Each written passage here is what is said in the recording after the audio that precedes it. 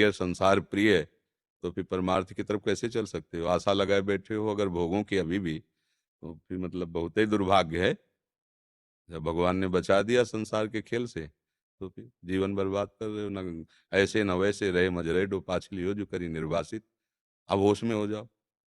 अरे जब ब्याह नहीं किया, लड़का बच्चा नहीं पैदा करने की बात है, तो अब धर्म से चलो ना, फिर ब्रह्मचर्य से रहो।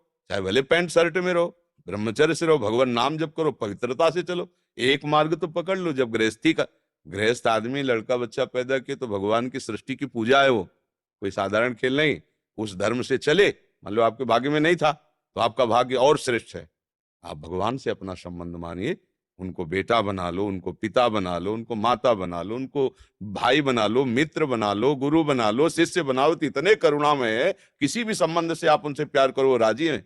इतने महान है, पर वो आप कोई भी संबंध से रहे। देखो अर्जुन जी के सारथी बन गए। सारथी पद कोई बहुत बड़ा पद है क्या? जहां अर्जुन जी के जूते हैं, वहीं भगवान श्री कृष्ण बैठे, जिनकी चरण रखने की चौकी को ब्रह्मा शंकर आदि मस्तक रगड़ते हैं, वो भगवान कहाँ बैठे हैं? विचार करके देखो कितने कृपालु हैं। जब ब्याह नहीं हुआ तो फिर आचरण क्यों बर्बाद करे?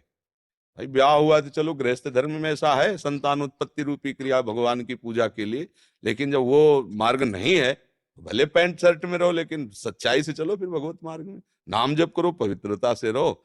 और जब ऐसे रहोगे तो तुम्हें पैंट शर्ट अच्छे नहीं लगेगा, फिर लगेगा कि भागो, संसार से भागो। विरक्त होकर के पूरा जीवन भगवान को अर्पित करते हुए भजन करो। पर अब इतना बड़ा समय व्यतीत कर दिया है, अब फाइनल के लिए अगर बैठे रहोगे तो मृत्यु फाइनल करेगी। आखिरी निर्णय वही देती है फिर। अब समय नहीं रह गया, पता नहीं कितने मिनट बाद कौन सा रोग प्रकट हो जाए। ये मंदिर है, व्याधि मंदिरम, कौन सा कैंसर, अभी होश खराब हो जाएंगे। गया। अब कुछ कमाई तो हुई नहीं भगवान नाम सत्यता की, तो एकदम लगेगा आप गया। और भयंकर पीड़ाएं होती है रोग में, भयंकर। ऐसा नहीं कि तुमको नहीं आएगा, बड़े बड़ों को आता है तो तुमको क्यों नहीं आएगा? इस जीवन में कुछ शुभ कर्म है, कुछ अशुभ कर्म है, दोनों का फल सबको भोगना पड़ता है, चाहे महात्मा हो चाहे दुरात्मा। महात्मा भगवान का आश्रय लेकर भोग कर पवित्र होकर भगवान को प्राप्त होता है। दुरात्मा भोग कर्म करके फिर नरकों को जाता है, फिर नीच योनियों में जाता है। तो संभाल लो, अभी बढ़िया जीवन है, खूब नाम जप करो। अगर तुम्हारे पास कुछ रुपया पैसा हो तो वृंदावन में एक कमरा ले लो, भिक्षा मांगो, विरक्त होकर रहो, अपना भजन करो। है 45 वर्ष गृहस्थी में बिताए हैं, तो कुछ जो शून्य पुण्य हो तुम्हारे पास भैया, उसको अपना एक छोटा सा कमरा ले लो, वृंदावन वास करो, दैन्य होकर के रहो।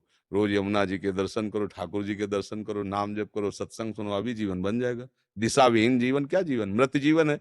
जिन हरि भगत हृदय नहीं आनी, जीवित सौ समान ते पाए। मुर्दा कुछ हाथ नहीं, केवल आशा भोगों के लिए जीवन नष्ट पूरा। ऐसा नहीं कि बुढ़ापे में भोग वासना नष्ट हो जाती है।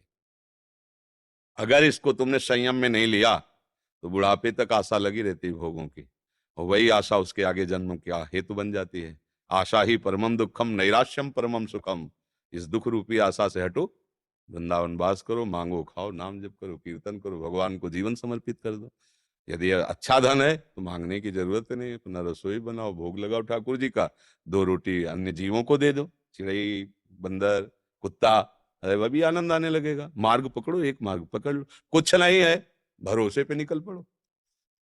भाई गृहस्थी में रहे इसलिए तुम्हें उपाय बता रहे नहीं। अगर ऐसा जीवन होता कि भजन में जीवन होता, तो भगवान का भरोसा लेके निकल पड़े, उस नया साम्राज्य खड़ा कर देंगे। उनके लिए क्या है, एक क्षण में नई सृष्टि रच देंगे तुम्हारे लिए, तुम उनके दास हो, ऐसा भाव करो, सब व्यवस्था हो जाती है। ले